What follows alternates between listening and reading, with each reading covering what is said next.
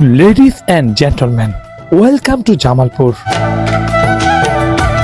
ইতিহাস ঐতিহ্যের এক প্রাচীনতম জেলার নাম জামালপুর।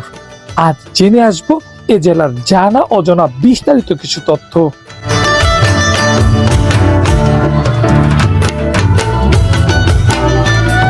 এই জেলার ইতিহাস প্রায় কয়েকশো বছরের পুরনো। মুঘল আমলে এটি ছিল গুরুত্বপূর্ণ নদীবন্দর ও বাণিজ্যিক কেন্দ্র। পরবর্তীতে ব্রিটিশ শাসন আমলে 1844 সালে জামালপুর প্রশাসনিক কেন্দ্র হিসেবে স্বীকৃতি লাভ করে। এটি দীর্ঘদিন বৃহত্তর ময়মনসিংহ জেলার গুরুত্বপূর্ণ একটি মহকুমা হিসেবে পরিচিতি লাভ করে।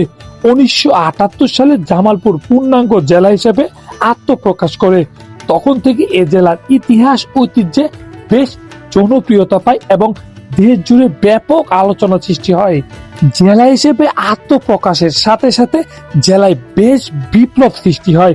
তাদের মধ্যে দেওয়ানগঞ্জ উপজেলায় প্রতিষ্ঠা করা হয় পাকিস্তান এবং নিউজিল্যান্ড সরকারের যৌথ অর্থায়নে নির্মিত জিল বাংলা সুগার মিল।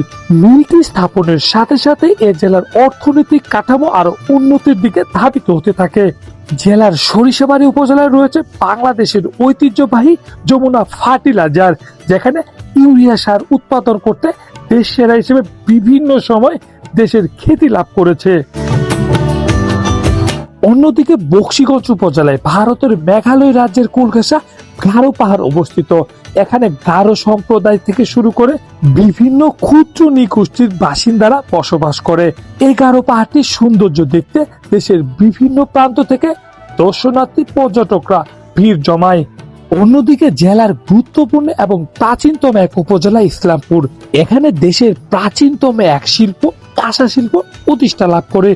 মুঘল আমলের রাজা, বাদশাহ, জমিদাররা এই শিল্পের উৎপাদিত কাঁসা পণ্যের উপর নির্ভর করে ঘরের বিভিন্ন আসবাবপত্র ব্যবহার করতেন। জেলার অন্যতম এবং সৌন্দর্যপূর্ণ স্থাপনাগুলোর মধ্যে মাদারগঞ্জ এবং মেলান্দহ উপজেলার দৃষ্টি মেলাভার।